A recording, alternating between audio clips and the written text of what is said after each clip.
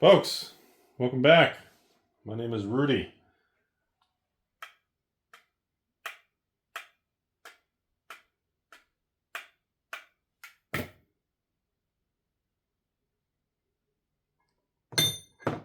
You're watching Alpha Investments. Today is a Pokemon conversation per the request of a lot of you all out there. So first we're going to start the most obvious that you guys blew me up on messages on Patreon the last 48 hours. And that is the situation with Paradox Rift SV04 from a couple years ago from the Scarlet Violet era, which I can't believe we're saying from that era because we're in the Mega Evolutions now. It's a whole new block of Pokemon, which is just weird. I still think Scarlet Violet's like new, and now I'm like, wait, what? Old man Rudy I'm going to go outside and yell at some clouds and dig a hole and be a carrot and yell at some cars when they go by. Whew, time flies. So, obviously, if you go on TCG Player and eBay, especially TCG Player, where they show you the volume spike, it looks like almost 100 boxes of Paradox Rift SV04 were wiped off the market in the last couple days, and it looks like a similar thing took place on eBay. I don't know if it's the same person, entity, investor group, collector group, a store. I'm not sure the order of operations here, but it looks like both open markets were hit, or somebody did TCG Player and then other people saw it. They went on eBay and they started buying everybody out who had Paradox Rift, pretty much anything listed under $300 a box, and they pushed the market of Paradox Rift all the way to $400 a box. Now, obviously, as with all buyouts and situations, when you see a price go from $250 to $400, oh, right, by the time you watch this video, we should have a bunch of stores and people who have Paradox Rift saying, oh, wow, I only paid $150 or $200. I'm going to double my money. So now we should have a bunch of small little minnows and Timmies putting their Paradox Rift boxes on eBay and TCG Player to sell for $399, $389, $379, $369. So you should have a bunch of people looking to lock in profits right now. So, because for some reason the Pokemon market continues to operate on this beautiful, predictable, easy to understand staircase market.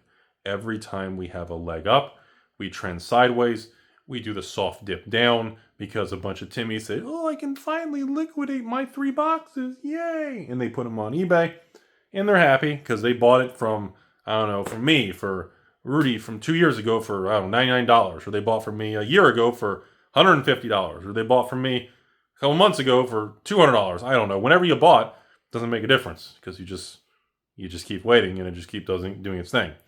Again, this market will make you feel smarter than you are. Rudy is not some overlord Pokemon predicting machine king dingaling. This is a situation where the longer you wait and the less you do, the smarter you end up looking in a bull market. That is all this is. So, people keep asking me, well, Rudy, what do you think of this Paradox Rift situation? Why do you think it's happening? Why was this particular set targeted? It's one of the worst ones in the SV era. What do you think as the guy who holds the largest amount of tacos for SV04? I don't know if I still hold the largest amount of tacos because I've run SV04 sales to patrons, I think 3 times in the last 9 months, selling higher and higher every time there's a new sale. So my position of 3,000 to 4,000 Paradox Rift boxes is probably way down to like, I don't know, 2,500 or something. I guess that's probably going to make some people cringe. I don't know. I'd have to count the pallets, whatever the fuck they are. So my opinion is I did not think it would go up this quick. When most of these boxes where I acquired, specifically on SV04, were clearance and special deals that I did because essentially they were dead product. This particular set is not like Twilight when the market turned. This isn't like Surging. It wasn't like Destin. It's not like Journey Together. Oh, this, SV04 was the bottom of the bear market with SV01. SV02 Mr. P was always pretty decent from day one. SV03, the Charizard set, was always kind of meh to the market and everything. I personally believe the market targeted SV04 because it's the beginning of the Scarlet Violet block, and it was a $200 to $250 box. Any of you guys putting more effort and more energy of trying to determine why that set was targeted? Is it because of certain chase? Did you see the chase cards? Did you see the illustrate? Did you see the pull rates? Did you see? Just stop, princess. Stop. At the end of the day, do SV01 through 10. Write down the price of every box in English. Write down the price of every sealed case. And you will notice products like SV01 base, SV04 are way lower than most of the other numbers you wrote on the piece of paper. The simplest answer is usually the correct one. It doesn't take a fucking rocket scientist to sit back and say, geez, all the Scarlet Violet boxes are like $300 to $500 a box? Is there anything that's like not bought out and I should maybe do? Or maybe I should make a move? Or am I just going to be angry? Where's my MSR penis gang? And someone just said, fuck it. Let's just take, 10, 20, 50, 100 grand. What's your downside risk? Why did it take that long? Why did someone else not sit back and go, well, shit, if every box is going to 400 or 500, if I buy 100 boxes at 300, and that's what, 30 grand? And it goes to 400 or 500, my 30 grand goes to 40 grand or 50 grand or 60 grand? What's my downside risk? The market crashes and my 30 grand goes back to what, 20 grand? So hang on a second, hang on. If I bought 100 boxes of SV04 for 30 grand, my risk reward teeter-totter alligator mouth Princess Jasmine situation is 30 grand and a bear market goes to 20 grand. So I got a 10,000 downside potential loss. If I'm right, my 30 grand can go to 40 grand, 50 grand, or even 10,000 or 100,000, 10,000 grand, 100,000 over the next couple of years. So my downside risk is 25 to 30%, and my upside gain is like 300%. That is what smart institutional money does. Smart money looks at risk reward characteristics. Right now, everybody's going crazy because Destined Rivals is bought out to 500. And if that's the case and it holds and Pokemon continues to not reprint booster boxes and keeps doing their supplemental thing and all the secret stuff, which another video, if that continues to be its thing, Destined Rivals could be best of breed for Scarlet Violet. It could be the evolving skies of that block. We don't know yet. It's too soon to tell. Destined Rivals is still very, very new. It will get more reprints. We don't know if it's booster boxes. We don't know if it's ancillary accessory products. We don't know. But there will be more that come. But, to go back to the beginning of the video, everybody wants the guy's opinion who has the most skin in the game for SV04.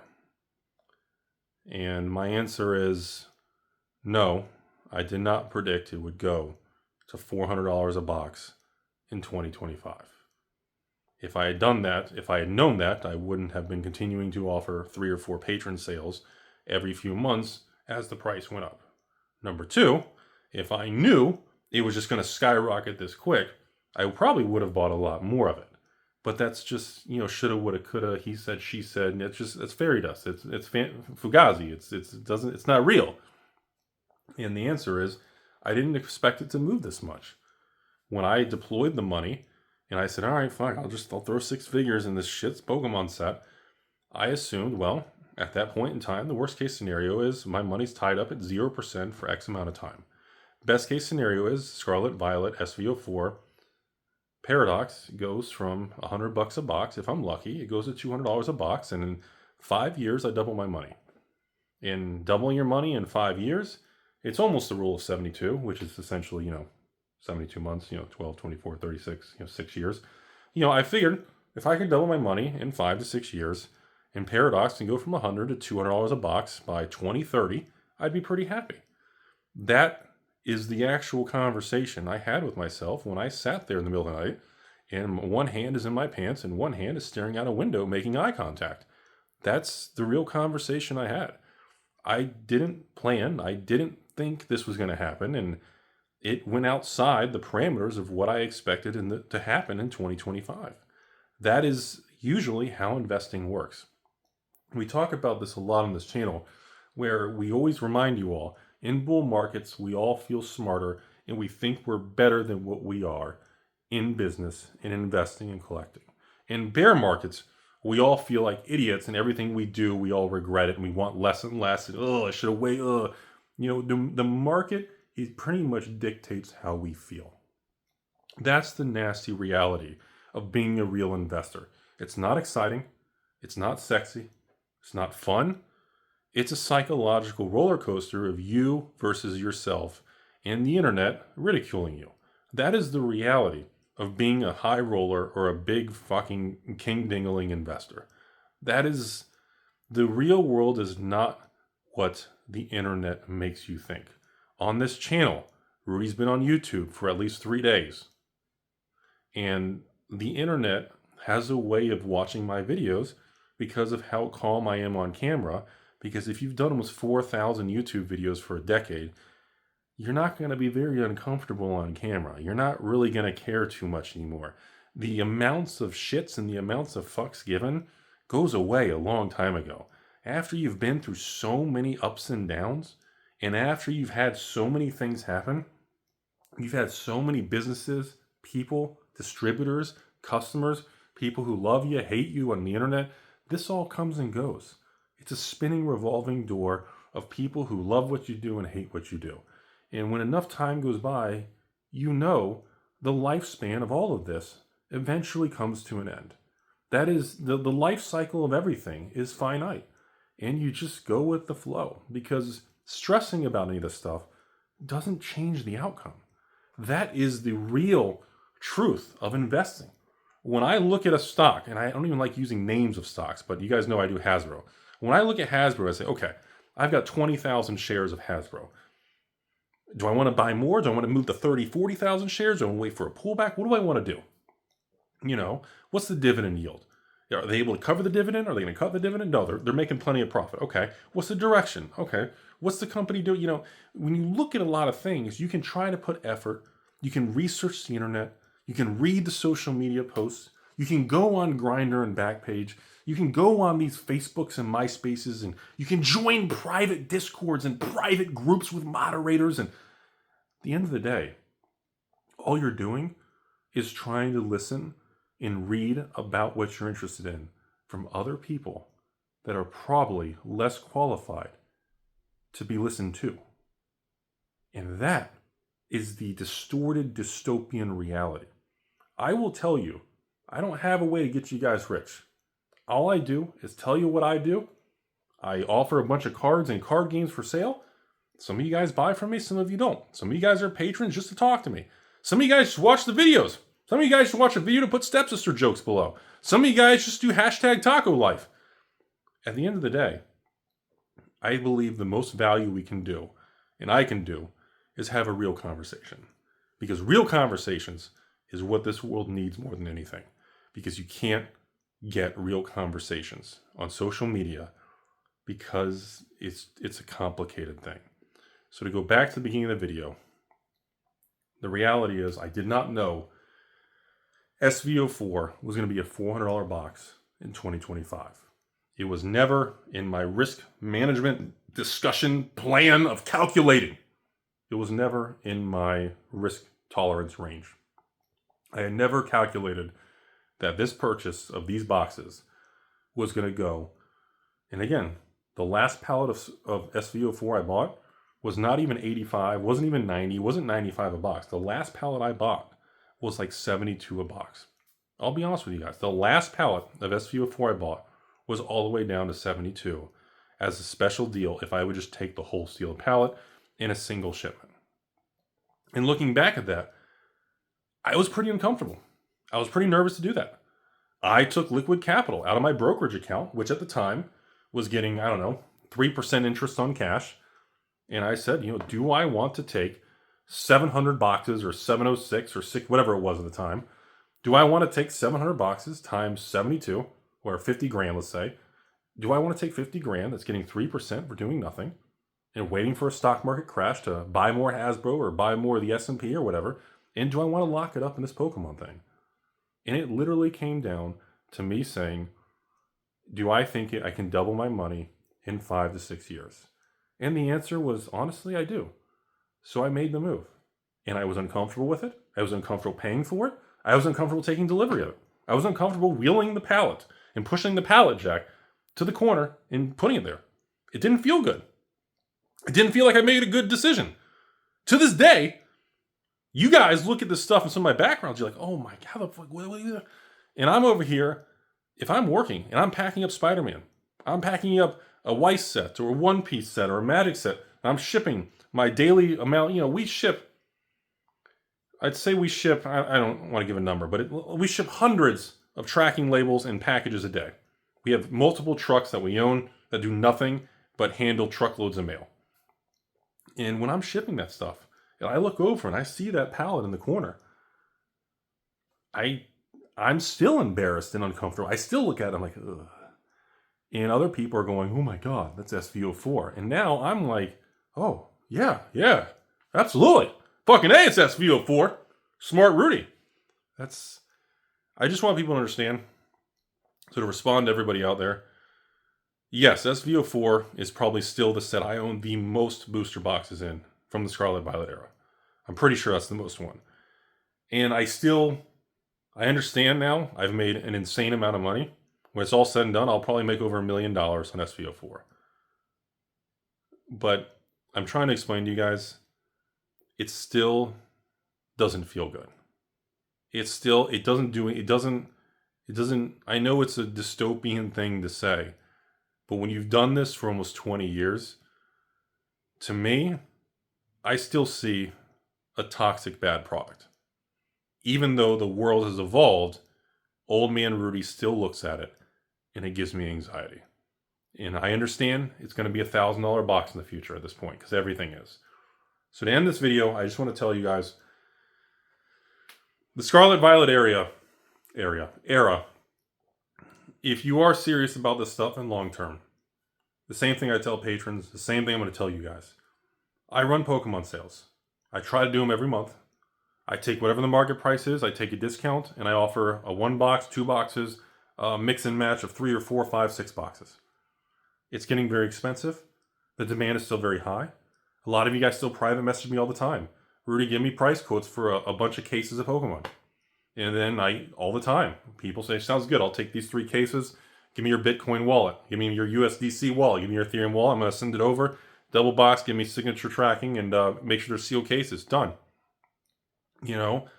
This stuff happens all the time, but it's fascinating to me on what the younger generation and what the internet and what these conversations online, how they take place. Because the conversations focus around who's going to buy it in the future.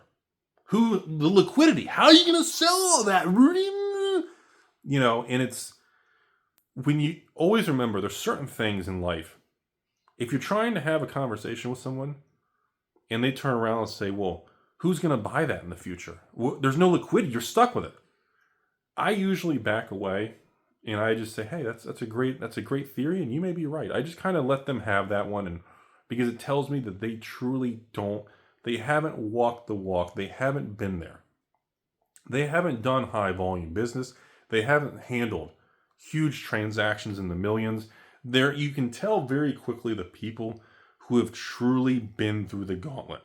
I can tell very, very within minutes of a conversation of how polished that individual's mindset is. If they start throwing things about MSR penis gang, they throw things about liquidity, you can't sell this. Bro, if I have $1 million house in Florida and the tenant leaves and I'm going to sell it, I call my realtor and say, list this shit on Zillow. No matter what, guess what? What's the realtor going to take? A couple percent from me? So what, $30,000 in fees? Then what? Another $20,000, $30,000 in closing costs, amortization costs, doc stamps and different fees, appraisals and different things. On $1 million buying or selling of real estate, I'm going to pay 3-4% anyways. If I sell it one day, I'm going to have different types of costs on the seller. When I buy real estate, I have different costs as a buyer with appraisals and inspections. When I see people, well, Rudy, you got to sell that box on TCG Player.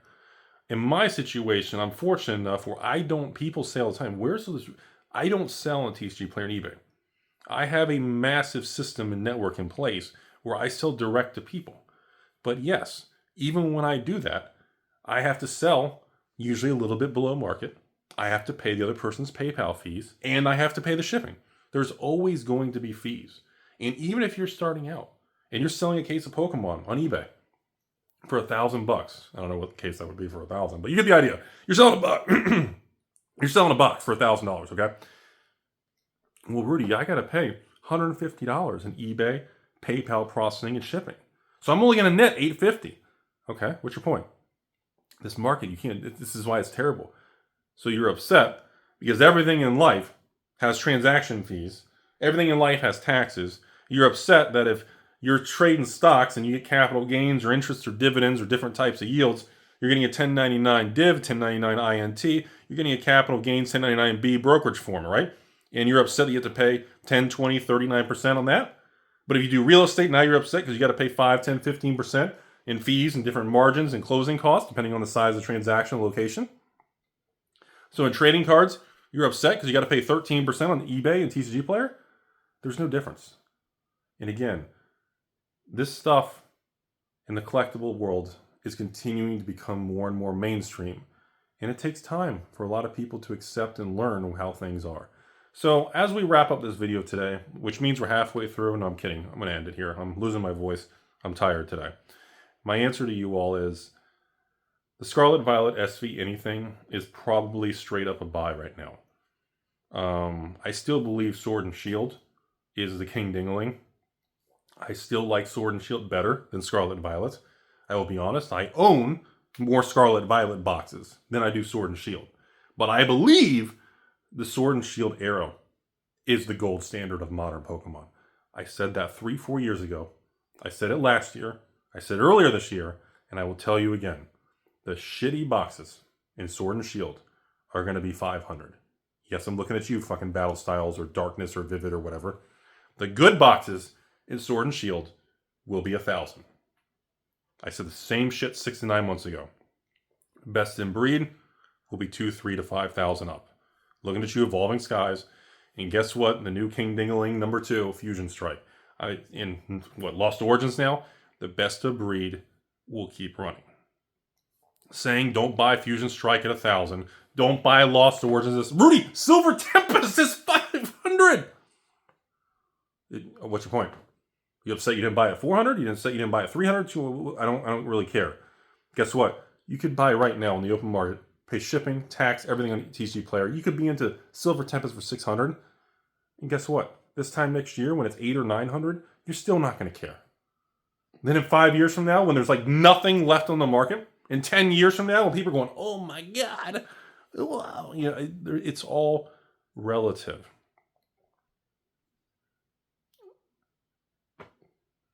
You should have, I don't care. Giggity?